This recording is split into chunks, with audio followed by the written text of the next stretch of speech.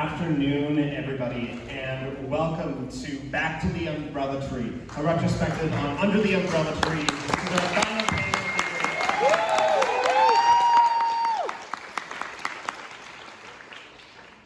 Before we begin today, we want to thank our sponsors who have been making this entire PuppetCon possible. Our title sponsor, Levi's Home Hardware, who has been making sure that we are able to run all of the wonderful workshops, have the vendors market, and each of the panels that are here. Can we give a big round of applause for them?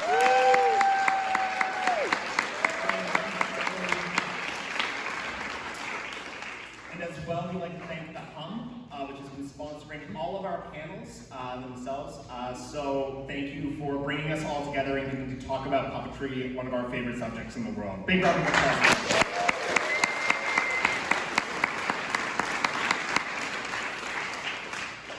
As well, today, along the Mississippi River, we are gathered on the unceded territory of the Anishinaabe Algonquin people. We are grateful for the opportunity to continue the traditions of storytelling alongside these nations and many diverse First Nations, Inuit and Métis peoples who reside here. We acknowledge that we are all treaty people and accept our responsibility to honor all our relations across Turtle Island with peace, reciprocity, and respect. Through continual action, support, and accountability, we can further build an artistic community that prioritizes inclusivity, shared space, and shared power.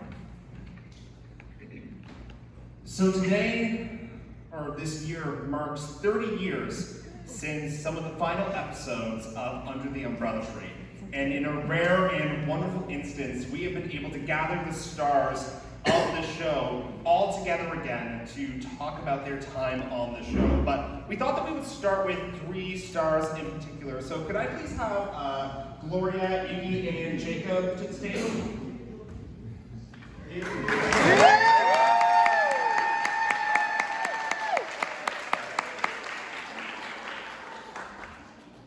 Hi there. Boy, this is exciting.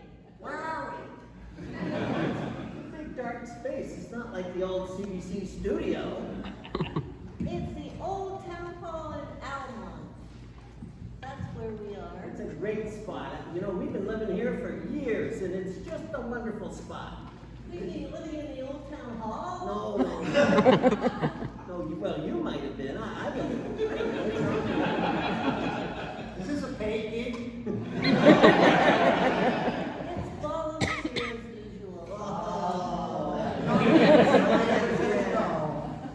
That's great. Well, I'm heading over to my chair now. Oh, thank goodness. I'm going to sit on this off, get put on my stand. Okay, that might hurt. Yeah. You sit on it, okay? I'll sit on my stand and sit in the chair. Okay, bye. Bye. Oh, thought you'd never leave.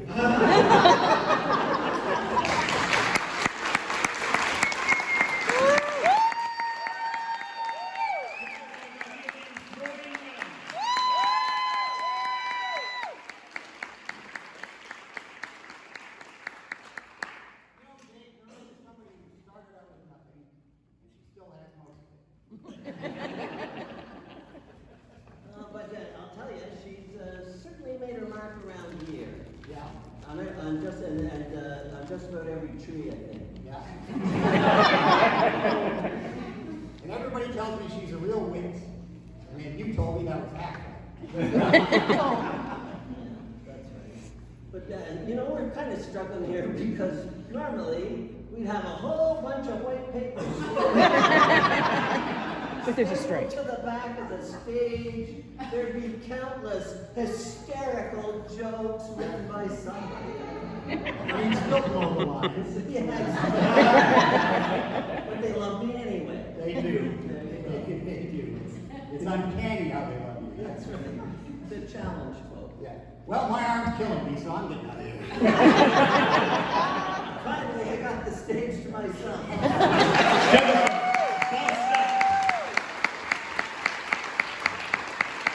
And Stephen Brown.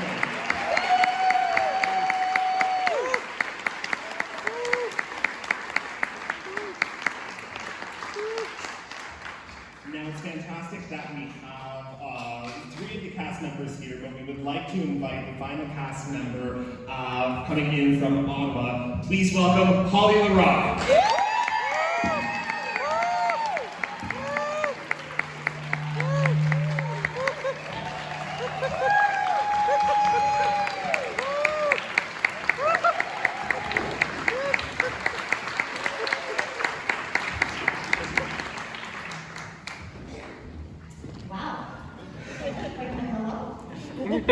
We first all got together for a pilot in 1987.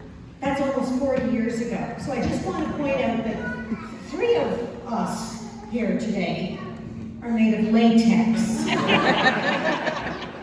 Others will see a few changes. Well, it's wonderful to have all 4 of you here, and in the time that it's been since Under the Umbrella Tree, I was wondering, what have you been up to? What has been sort of the time spent in between? How have you all been doing? I can't remember. Oh, there we go. Yeah, when was it? 80? When we finished? 80? No, 93? 94? 94? Well, I did, I think they did the Big Comfy Couch after that. Sesame Park after that. But for me, I had a grandchild, so that's all I'm worried about. You didn't have it. Wonderful. How about yourself, Holly? Well, when Umbrella Tree finished, I was already getting involved with a big national tour of a show called Past Forgetting, which was a recreation of a World War II troop show, and that occupied me for a couple of years. Toured Canada, and I did another TV series. And tell them who one of your dancers was. Oh, my Boogie Woogie Bugle Boy was Ryan Gosling.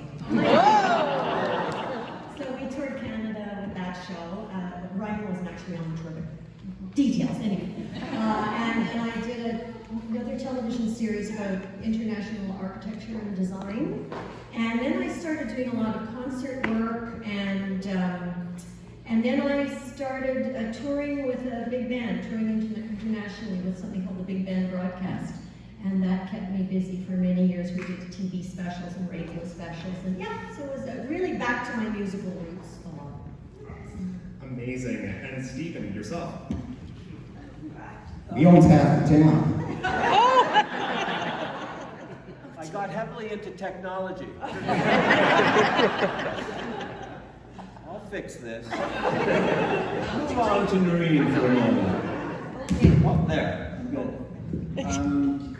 In the puppetry world, I went from Umbrella Tree to a show called Groundling Marsh, shot in Toronto, and I can't even remember who broadcast the thing. I didn't care. The check showed up and I was good.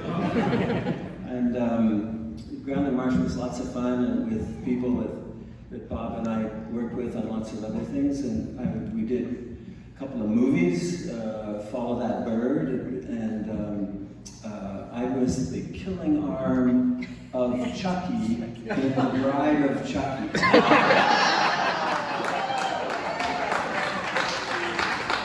It allowed me to get very friendly with Jennifer Tilly? Yeah, that's her name. And as a puppet, of course. And I was a reindeer in The Santa Claus with Tim Allen. And but that's sort of part of my world. And then I got heavily involved in Elmont, as lots of people around know. And very proud of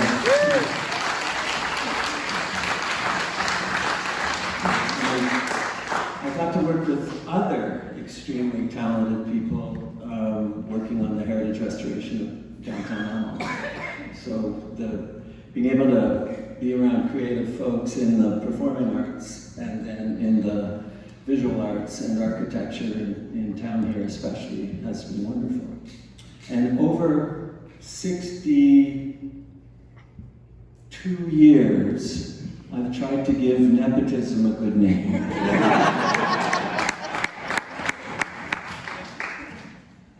that my cue?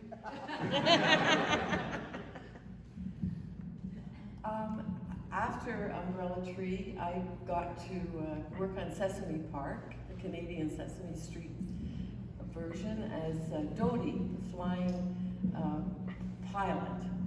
And worked on a number of other shows as puppeteer and puppet builder, and including a production for adults that was done for Beyond Music and Beyond in Ottawa, the Chamber series, and it was called Sleeping Rough, which in England means being homeless. And we did a show with that was written by Roddy Elias, who's an Ottawa composer, and sung by 4 professional opera singers, and And Kelly Evans. and Kelly Lee Evans, who was going to sing, but it rained yesterday, and she was going to be part of the. She's going to be here? No, not right now, but she was. No, but yesterday. Yesterday, yeah. She did? Did she sing? Yeah. Okay, well, she was the main singer in this particular production, and we did it for 2 years. And done lots of caricatures of people around town, and that's... Put on several public I keep festivals. busy. I keep busy. Spare time. That's amazing. And so I'd actually like to take us all the way back to the, I wonder if it's me. I'd like to take us all the way back to the beginning of Under the Umbrella Tree. What was it like starting out? Where did you get the idea? And what was it like getting it on the air and finding such an incredibly talented group of people to work on it? Yeah, well, I started the idea, and it was developed with my friend Julie Voyer in Ottawa, and and then I started pitching it to the CBC, and it took 7 years. Every year I'd bring it out and I'd do my little walk down to the offices in Toronto and tell them about it again. And for 7 years they kept saying, forget it, you know, just... Here she comes again. Oh, God. The woman with the little basket full of puppets. And letters from her mother. And I was so 7 years passed, and I'm still pushing Umbrella Tree, and I was at a cocktail party in Toronto, and I was talking to a woman called Dodie Robb, whose name they used for the pilot in the Sesame Park series, and she said something about, oh yes, and we'll be, and she was talking to somebody else, and she said, oh yes, we'll be bringing Under the Umbrella Tree on the air in September. And I said, pardon me? Just happened to have a drink in my hand. I was like, oh.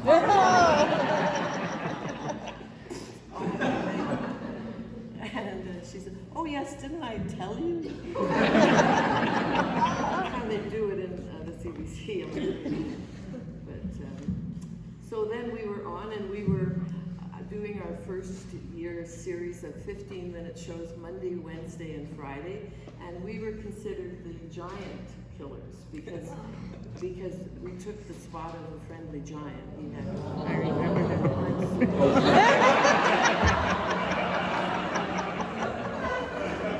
that's show business. Anyway, that's how he found out that he was.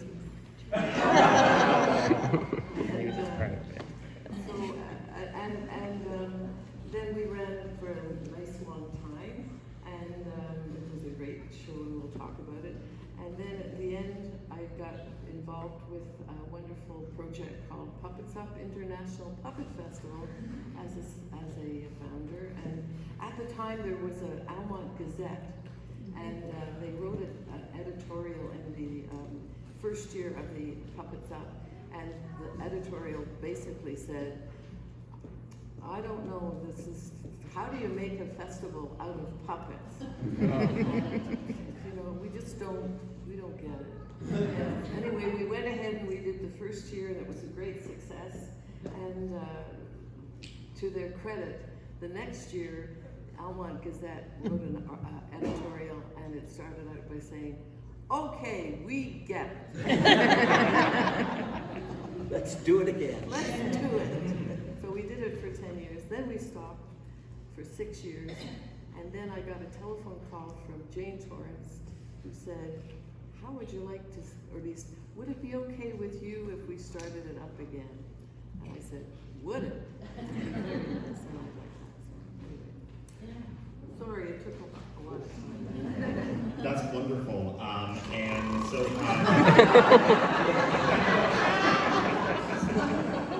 so turning to the rest of the cast, where did Noreen find each of you? Because if I'm not mistaken, you didn't hold auditions, you knew who you wanted for the show, so where did each of you first meet Noreen? Mom said.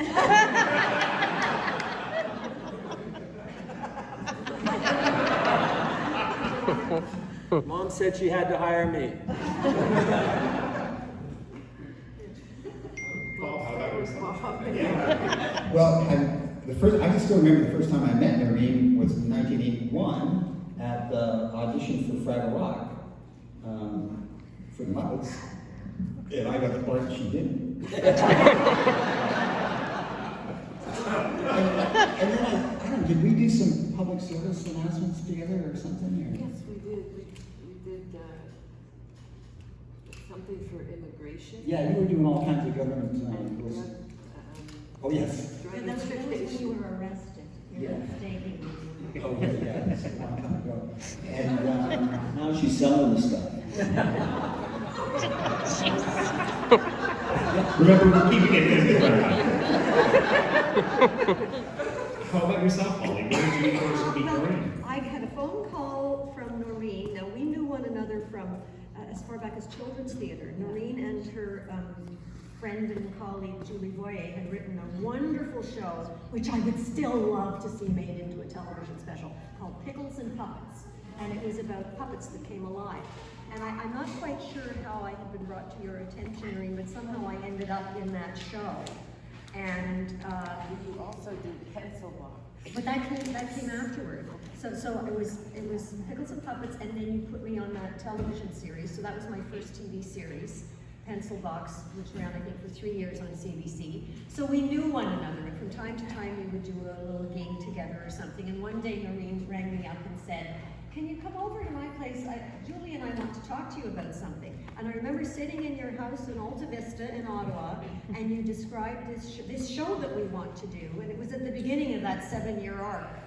And you said you'd like to do this show, and it's about this young woman who's an artist, and she lives in this big old Victorian house, and she lives with these 3 characters, and blah, blah, blah, blah, blah. And oh, by the way, we'd like to call her Holly, because it's such an odd name. At the time. Would you be interested? Well, what do you think? So I was thrilled and looked forward to it and waited out the 7 years, and finally the timing was right, and that's how I got involved. That's right. I didn't audition anybody. I just picked people that I knew would be really, really good in the roles, and as it turned out, they were, and it was wonderful. So Kismet. Kismet, it was Kismet. But I did have a mishap once in auditioning.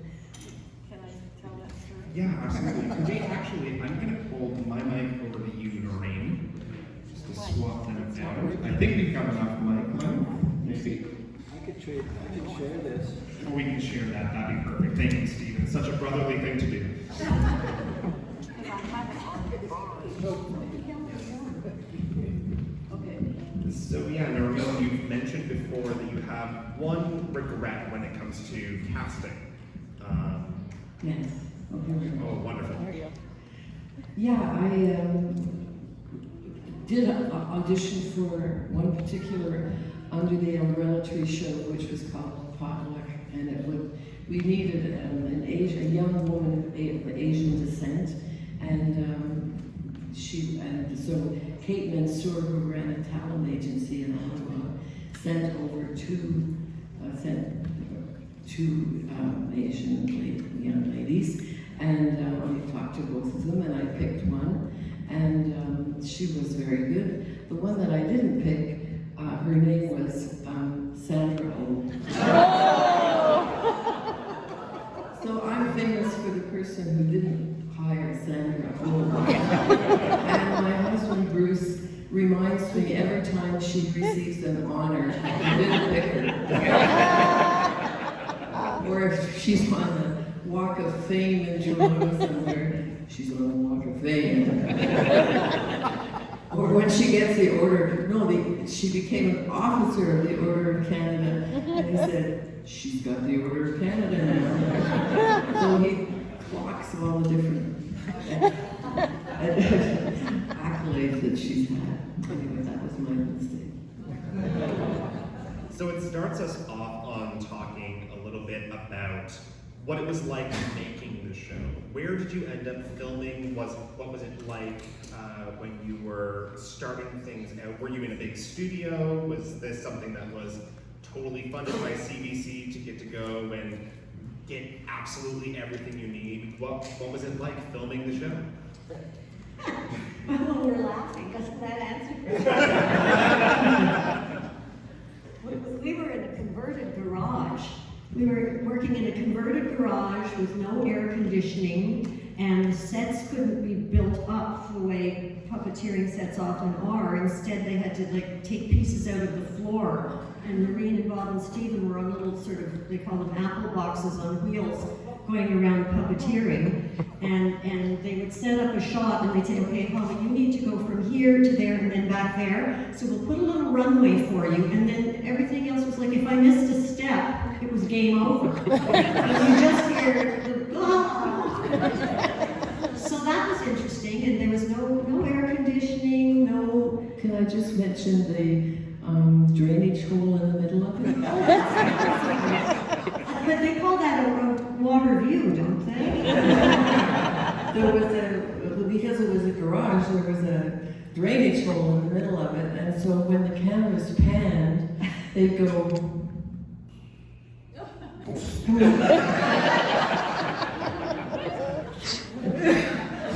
That's how they do it.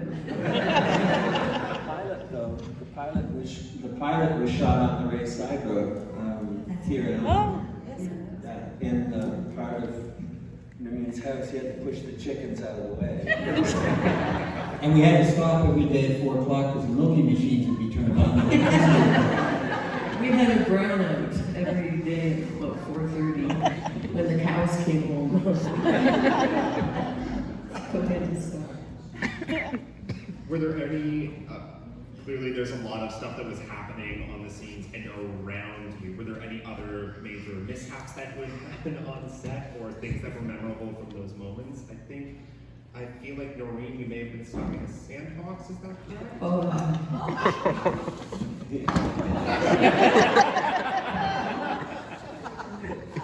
The show was unionized at the CBC, and so, things had to happen at certain times, and this one time Noreen was doing Gloria in a sandbox, and so they set her up underneath, and then they put over the boards and put some plastic, and so there's just a hole in the middle for her arm to come up for Gloria, and I got this, and the set decorator comes out and makes it look just perfect, and everything's ready to go, and there's a countdown. Oh, break! So everybody leaves the studio for 15 minutes. She's under there. What?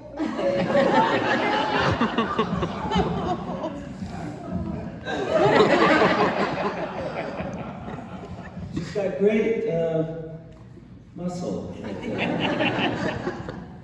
And I have no sympathy for that whatsoever because I did a show called The Big Comfy Couch. So for 96 episodes, I was stuck under the couch doing the light bar with my hand through. And I don't know if they got it on purpose, but more than once, everybody went for lunch, so I was still, and I couldn't get out without somebody's help.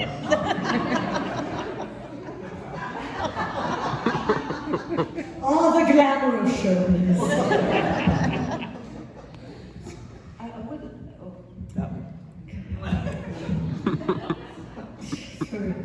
I would like to say thank you, though, to the CBC Ottawa crew, who were just amazing. I won't mention any names, but they were such nice guys to work with, the technical crew, and they actually came out to volunteer at Puppets Up.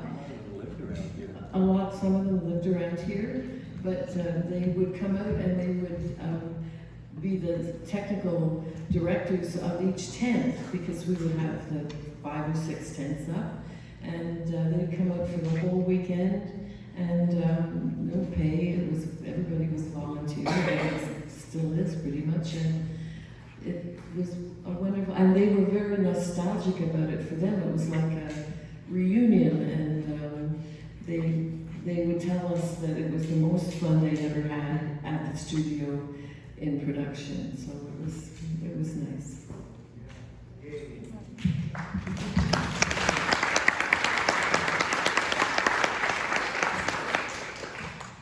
So the show, if I'm not mistaken, ran for 7 years, is that correct? It was 8. 7 or 8? Yeah, I believe so. What were some of your favorite episodes that you either wrote or created that are the most memorable, that you think have a lasting impact? What are your favorite memories of the episodes themselves? Well, when we did 315-minute episodes, I think, and then the last couple of seasons we would do half-hour specials. So we did the Christmas one, and we did one called on fitness, which is called the Fitness Show. And I wrote 80, I think, of the episodes, and I wrote that one. And my kids were 5 and 3 at the time. So of course I wrote parts for them in the show. So both my kids, that's my favorite episode was the fitness one. First of all, because I think it worked as a series, because suddenly with a 15-minute show, you're pretty well restricted to your A story and that's it. But suddenly you had the opportunity. And the unique thing about Umbrella Tree was the first sort of kids show that was based on a sitcom kind of format. But in a sitcom, you usually have an A story and a B story. And in the 15-minute format, we couldn't do that. But in a half hour, we got a chance to, as a writer, I got a chance to have this whole subplot about Holly competing to be the fitness instructor with this bird named Lewis, and as well as the and I just love writing that stuff, and to have my 2 kids in that show was just wonderful, and to have the shows on YouTube now so available that I can take my little grandson and show him his mother at age 5 being on this television show. It was just great, and I gotta say that I think the other wonderful thing about Umbrella Tree was the relationship, having a human character and the puppet characters. And I've worked on a lot of shows where they try that, but it's a unique talent to work with puppets as a human, and to work with Holly, who absolutely believed in the characters.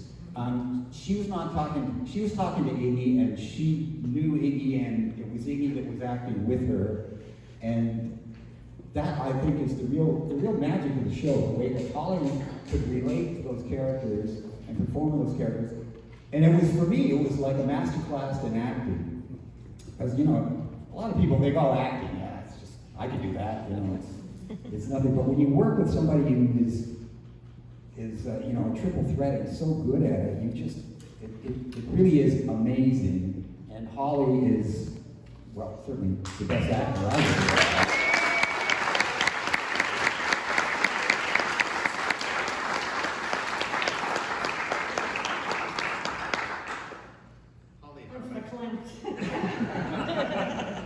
It's funny, something Bob said really, it's so strong in my mind anytime I think of Umbrella Tree. Yes, it was the first real sitcom for children. My husband always used to say, well, what you do is kind of Barry Town Moore with puppets and you're mayor.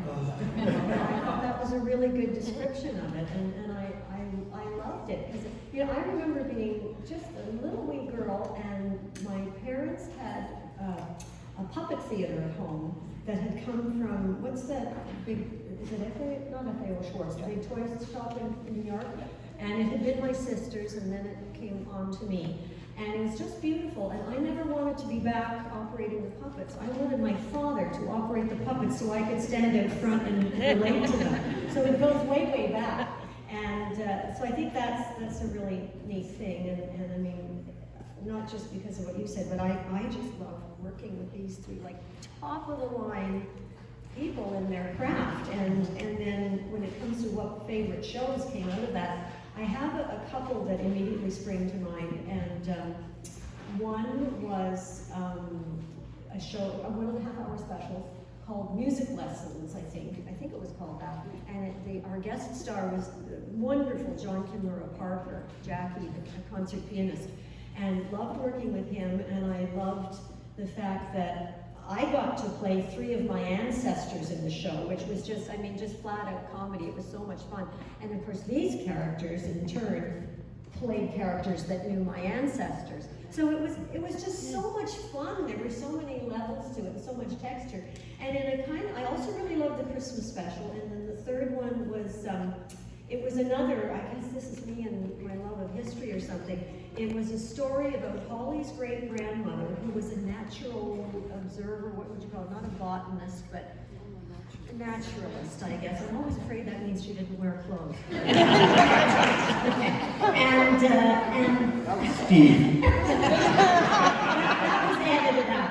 But Iggy's grandfather appeared, found out later, that must have been Iggy's grandfather, because she got to know an iguana called, I believe it was Julio iguana or something. And there's this whole backstory, it's set in the Victorian age and costumed appropriately, where Bob is playing this great-grandfather lizard in his youth, and I am doing the same with my grandmother, and to me it was hysterical. Absolutely. I remember at one point, the iguana, she's writing down data about the life of an iguana and, you know, how this works and how that works, and the iguana says, oh, well, we can do that, honey, because we have the very strong legs. And he puts a little puppet leg up on the desk. And she kind of goes, oh.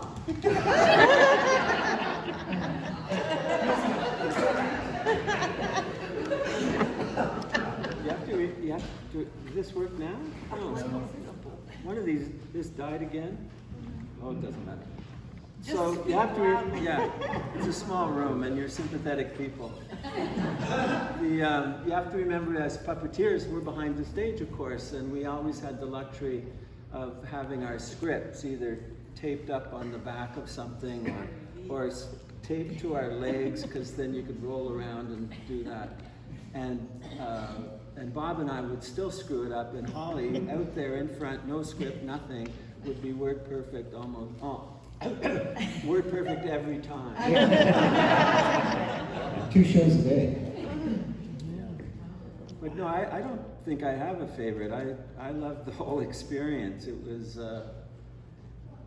was challenging in ways that's hard to describe, and I wasn't ever an actor, having been involved a couple times lately here on this stage for another sympathetic audience of Almont people, I had to actually deliver words out of this face. And I sweat blood. I thought, oh my God, I'm gonna forget, it's gonna be awful, and then Kathy Duncan or somebody would give me a kick and it would happen. But Umbrella Tree was a fine, fine period, and I love how it lasts, not even as a show, but as an experience. And when you walk into a bank, as I did not long ago, across the street, and this very professional young woman is taking all my information and talking interest rates or something, and all very heavy conversation, and she's looking through, and then she turns into a 6-year-old. You were Jacob Blueton? Why, yes, I was.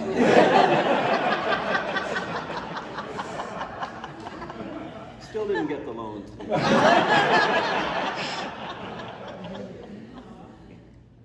Does this work now? No. Who's the sound man? I think I have a line. No, it's okay. I'll speak loudly. I have had a favorite. Well, I love the. What? You don't need it. Okay. There was Well, the Christmas special I really, really loved. It was the music was beautiful, and all our music was written by Bob Soucy, who was a professional musician at the time, but he discovered that he couldn't make a lot of money being a musical composer, so he went to work for the government and did a really good job. And then there was one that I liked called Farewell Finley, and it was about their goldfish that died. It went belly up in the little bowl it was living. And so they had a little ceremony about how much they liked Mr. Finley, and that was very touching, I thought. And Reg Gamble helped, didn't he? Did he? I thought you got some tips on funerals from Reg Gamble. The tip was bury him. You wrote it, didn't you, Bob? No, I didn't. I think Kathy wrote that. Yeah, Kathy McClellan. She's with Rag and Bone Puppet Theater, and she wrote some of the scripts. But we had some very good writers, and I was the story editor because I kind of had the voices of the characters in my head. I knew what they sounded like, and if I read a line that was a little bit off the character, I would just ask them to adjust it, or I would do it. That wasn't the best thing to do, but the scripts were very good. There weren't very many that we didn't use, and There was a writer named Bob Gardner. oh yeah, Bob. Yeah, on a different, on High Diddle Day, much prior, this about voices and writers, and somebody had a canister of helium, and so taking in the helium, there's this big high pressure tank, and you put a balloon on it and squeeze gently some air or some helium into the balloon, and then if you breathed it, your vocal cords would sort of be frozen for a moment. You'd talk in a high, squeaky voice. Sort of like that. Which made everybody laugh hysterically. So we were doing this, and Bob Gardner came in after we had taken in the helium, but just before we were all talking in this funny voice, and he thought this was just hysterical. He wanted to try it, and without getting any direction, he went and he put his mouth on the tank, and without a word of a lie, it blew his false teeth and hit the scrim on the back wall. He had to go behind the limbo to find his teeth.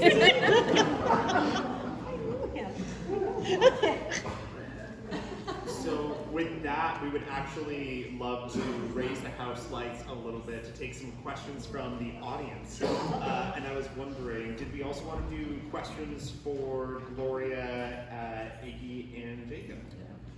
Yeah. Yeah, so if you can... Can I tell you my favorite story about the show? It had been on for a while, so everybody knew it. I lived in Pembroke at the time, small town.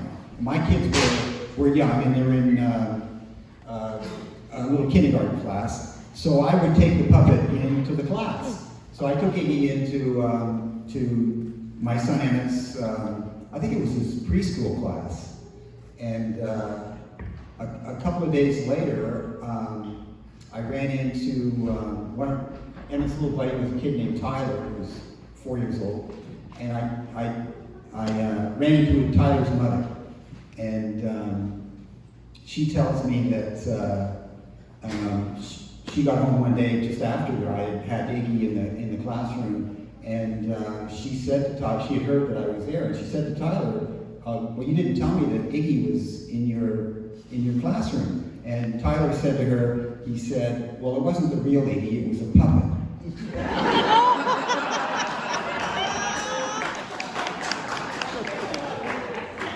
And then soon after that, my wife was going to another friend of hers, and that kid had been in that class as well. And well, he knew the show too. I guess he was an older kid. And anyway, the kid answered the door, and my wife is there, and the kid turns back to the house and he says, "It's Iggy's mother." I used to often be asked, like my life changed so completely when this show took off. I could no longer go to the grocery store because it would be, picking up broccoli would be a 2-hour thing. And I mean, I had this rule that if any child approached me and wanted to talk, I was not going to go, "Yes, sir, I'm busy." We were going to take the time. My husband did all the grocery shopping. And if we went out to dinner or anywhere, because the adults, as well as the children, and that's the magic of what Maureen created and what these guys did. They bought into it as much as the children, I think. So no matter where you went, somebody wanted to come up and talk to you, and they knew you because, you know, Holly, very sort of neighborly character in their homes almost every day of the week. And I always think my husband was so gracious and graceful because he never was bothered by it. He never got, "Oh my God, we can't get on with our dinner." He just loved it and rolled with it all the time. But I would have children come up to me and they would say, "Are you a puppet?" And I would say, "Yes, I work for the CBC."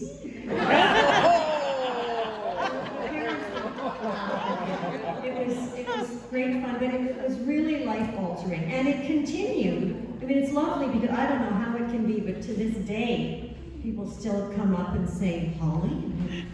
Yes, you know. But I mentioned, you know, doing all the concert work, and it was a rare night that I didn't come off stage after a concert or come out of the theater or the concert hall, and there would be 1 or 2 people there who were umbrella tree children. And they were coming to see the concert because of Umbrella Tree, and it was just so sweet. And there was one when I was doing the big band broadcast. We did that like a radio show, and so I had also written commercials to be done. And in one of them, I used the voice that I used because I voiced Mitzi, the dog, and I just happened to talk like that when we did the commercial. And I saw somebody in the audience go, "Oh!" And came back after and went, "You were Mitzi! I always thought you were Mitzi!" It lives on. I digress. And that was a brilliant piece of puppeteering because Steve, he would do Mitzi the puppet, and Holly would be standing just off camera doing the voice. And you people are experimenting with puppet or puppeteers. Try that sometime to try to sync up to somebody who's not your actual character. And Steve did a marvelous job on Mitzi. I have a story in that line. Again, back in a previous show, High Diddle Day, Noreen was doing several voices and characters. So she had Mrs. Diddle or somebody in one part of the set, and back then, and Bruce would know better how it was done, but it was like a 3-camera shoot with no time. They would go from one scene to the other just by switching cameras, so you had to be all ready to go.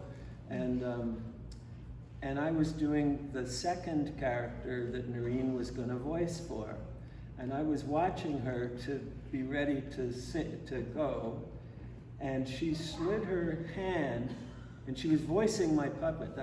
Sorry, I got it wrong.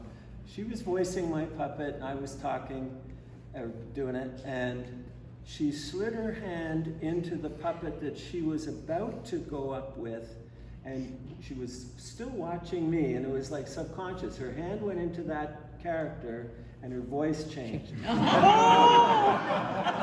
they had to cut and start over. I remember that. It was kind of bizarre. As if that was the first time. I love all of these so much, and I wish that we could be here all day to celebrate with that. But I'd love to take some questions from the audience. So we'll start here. Paul. Don't worry about it. I know that, man, so this is worrying. How do you feel now about the younger generations, these young kids, like this young gentleman, who's a new fan to your show and watches it?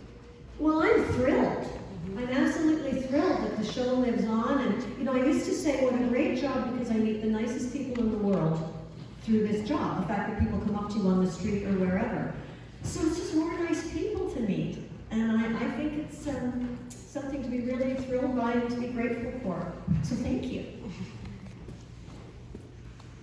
Yes, back here. I have two questions. One's a quick one. I have it on good authority that you have a blooper reel somewhere, and will you ever share it? It's under lock and key. And it should stay there. All right, and my second is, if any of you, including Holly, could be any other Muppet that is not associated with any of the shows you've been on, who would you choose and why? Ooh. Any other show? Yeah, like one that you didn't create.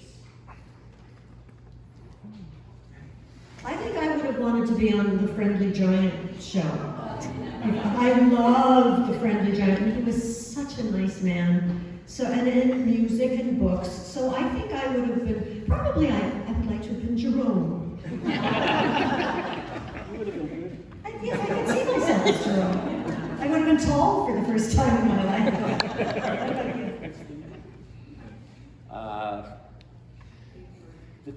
And having anything to do with the tickle trunk, that's kind of that group of folk were pretty wonderful. I don't think I have another favorite character that way. I love doing mud on Groundling Marsh. I did a show there with another guy named Fred Stinson, and we were a two-headed monster, and I really liked that a lot. And no, I don't have a good answer for you.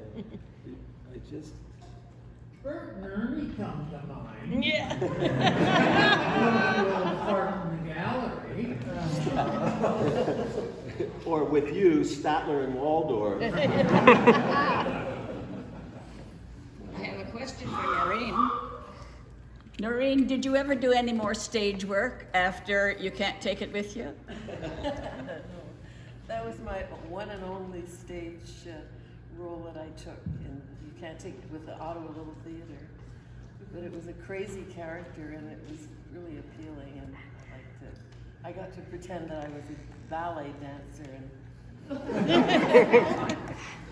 I was your maid. what?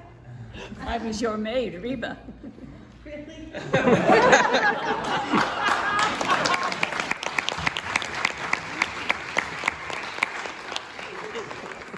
was wondering where that question came from.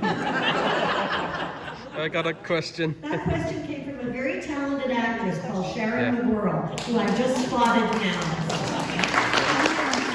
I got a question. Yeah. When Holly wanted to play the Artful Dodger was when we first met. That's right. Yeah. I think we have a question here in the first row. Can you do your other characters' voices? Like I know you voiced other characters in the show. Like, can you do those voices? Well, one character that I wrote that I really loved doing was Chuck Chickadee. And Chuck Chickadee was our version of an ADD, hyperactive. So he never shut up and he was all talk like this. And he never, you always had something to say. Oh, it's exhausting. Lewis, too. Yeah, Lewis. Oh, yeah. Oh, Holly. Yes, could you please hold this form in triplicate, please? Yeah, he was the local bureaucrat. Yes. We had a crush on Holly and was her secret admirer in an episode, and that's all. That was really fun. That went down a dark path. Well, just in rehearsal. I did the voice of Mrs. McMurtry, who was a big two-handed puppet, and she had a real fruity voice, and I'm good at fruity voices. And she talked like that. Hello, everyone. It's me, Mrs. McMurtry, Mrs. Gwendolyn McMurtry. Hello. It's also Dodie, too, isn't that Dodie as well? Well, it was Dodie on Sesame Park. Yeah. She was sort of like that. Hello, everyone, but she was a little gentler. She wasn't quite out there. It's basically your Lady Bracknell. I love to do voicing. It's such fun. It's so much fun to do voicing. And one time I was on The Naughty Shop, and did voices, and they would bring me in to Toronto to do sessions of voicing. And because it was union and everything, each show you get paid a full fee to do the show. And in one day, I would do 6 shows and rake in a whole bunch of bucks and go home and spend it.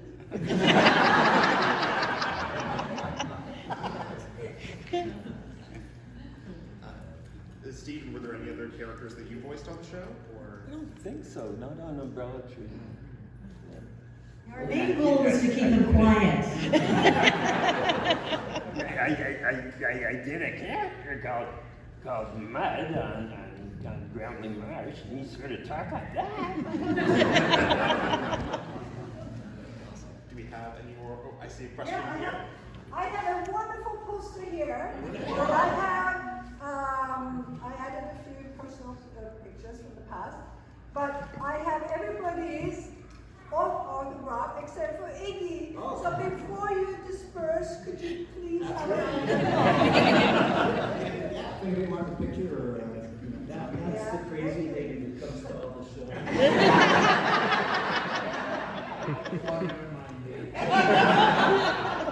So I do see a question here in the back. This was for Noreen. You said 7 years you kept going back. How did you deal with that rejection and keep knowing you had something? Well, I was really Brought back high school years.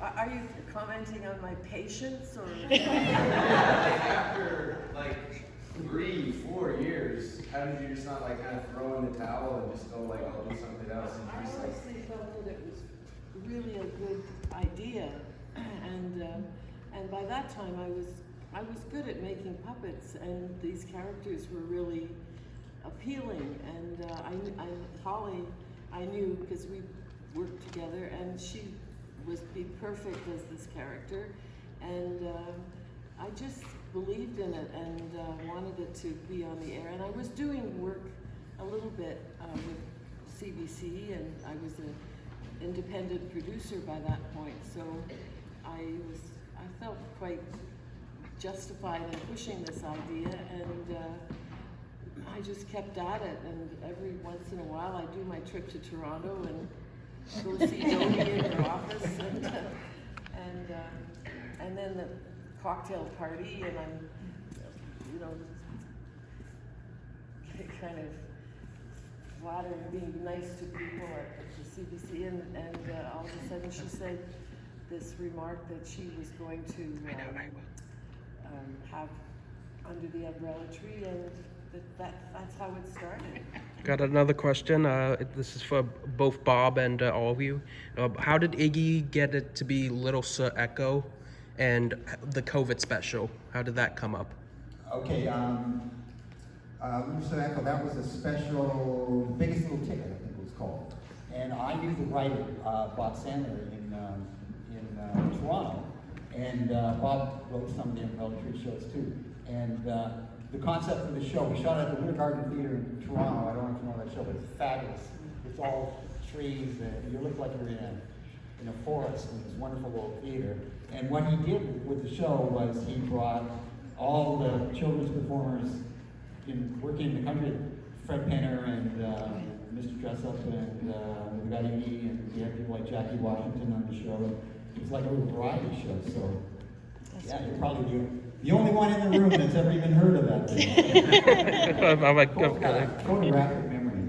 Yeah. Asking me about characters that I can't even remember doing. Yeah, I do a lot of research. The COVID special. Which one? The COVID special, the one where you did. Yeah, during COVID, well, you put that together. Travis is in the building. Is Travis in?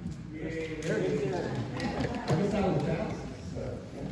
We had our shooting in your basement, little COVID with the puppets talking about COVID, and of course we had to shoot you remotely because we couldn't help you together. We all had masks on. But the freaky thing was that we shot it at the Textile Museum with the background of the stone walls and everything that you know so well. And then Travis took it and he what do you call it? Compositive. He sampled from the original tapes, the original set, and transposed it over the walls of the Textiles Museum. So it was magical. It was amazing, and it made it look as if it was done on the actual set. Right? Wow. I believe we have time for 2 more questions. We'll start here. Hi, Holly. You've toured all over the States with a big band. Yes. How is it different with puppet people? How is it they have... We like to blow our own horn. Between working with puppets and puppeteers and musicians, you still have to tell all of them to put their pants on before they go on stage. Puppeteers don't have to.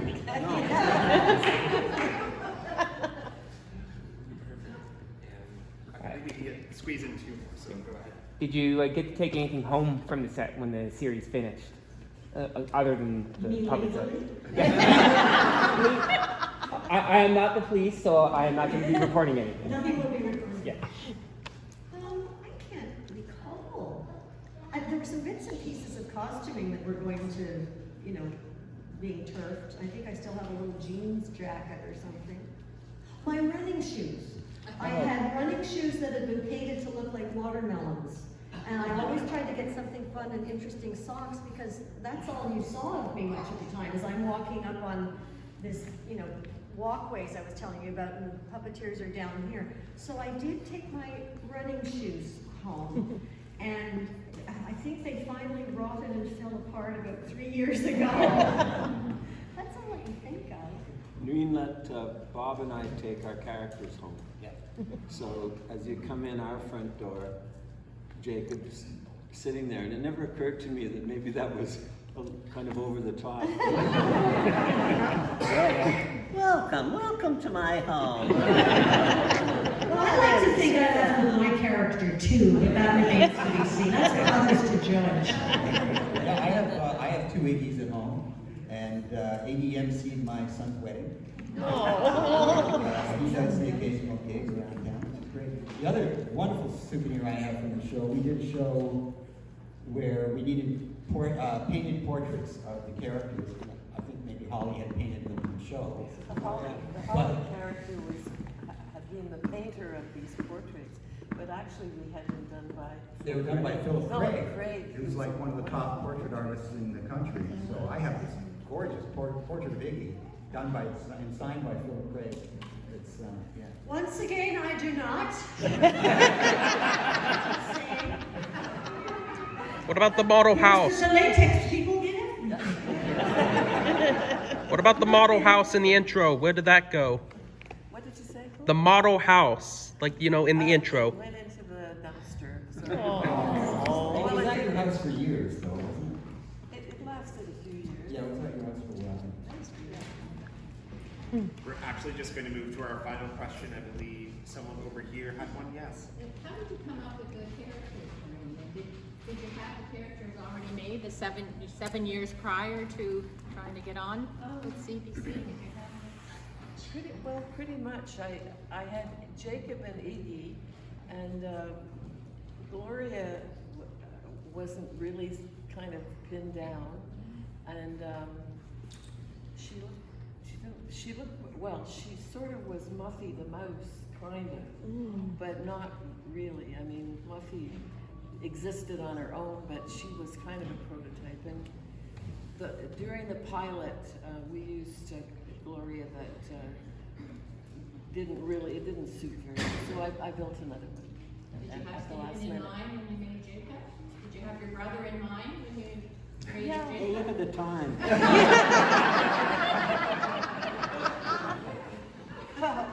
We've done a lot of puppet shows together, and oh gosh, and we get along fine. Yeah, we do, and it just, I mean, it's nice to work with people that you feel really comfortable with, and I always felt that the 3 puppet characters were the best side of us, like the kind of childlike version of us, and that we were honest and blunt, and we said it like Except it on the was. blooper tape.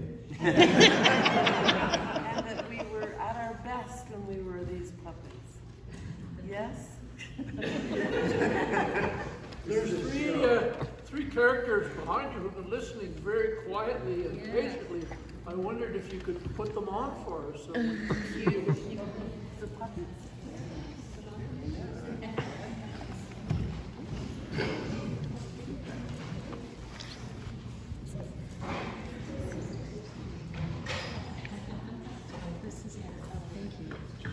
Here's where I tense up.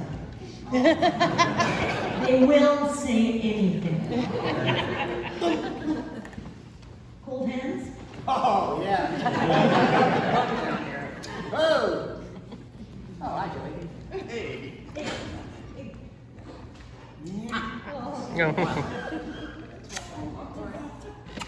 Thank you. I got it. Anybody out there want to blow us a kiss? Well, pack a punch.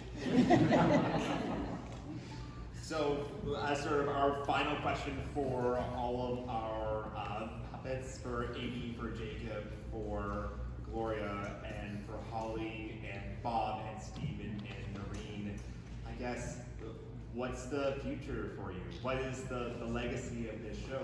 Are we going to see any more of you together? Are we going to At Jane's at 4 o'clock for drinks. Understood. Hey, I'm in. Yeah, I'm in. Anybody wants to do anything? We could do one about How about the movie? geriatrics. Yeah, that's Sitcom about geriatrics people. Yeah, the latex version of the Golden Girls. Episode 1, Holly loses it. That might be the wrong channel. Well, it's, I just found it to be such a joy to work with all 6 of them. And I would always welcome that. We had so much fun. We laughed so much you would go home with a sore stomach. And I love to work that way. It's the only way I want to work. And as I say, all 6 are very unique.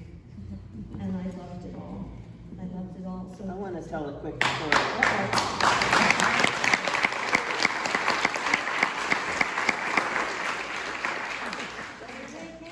I'll make it.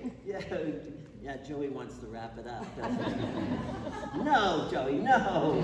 I'm out here without a microphone. I'm going to talk to you until you've all gone. I wanted to just tell the story, and I'll tell it as Jacob, but it was really that guy down there.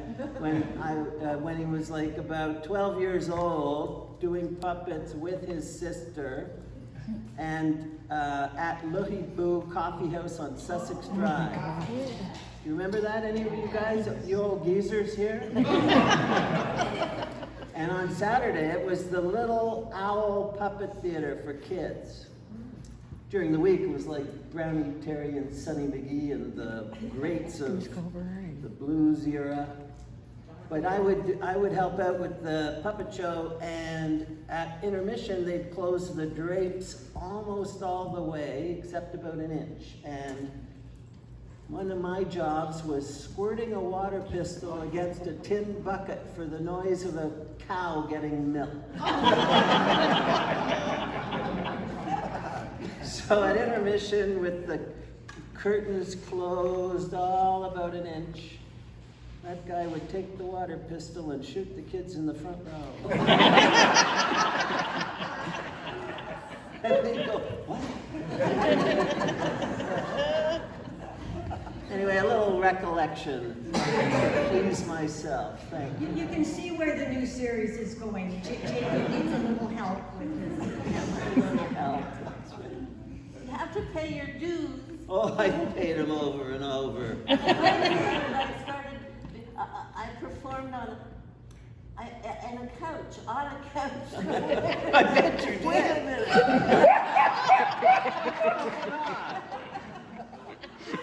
Why did it take years? There was no stage. So I performed worked behind the couch. Just as bad. And people used to throw buns at me. I paid my dues, boy. I'm telling you. Unfortunately, that does bring us to our table. But can we please have a giant round of applause?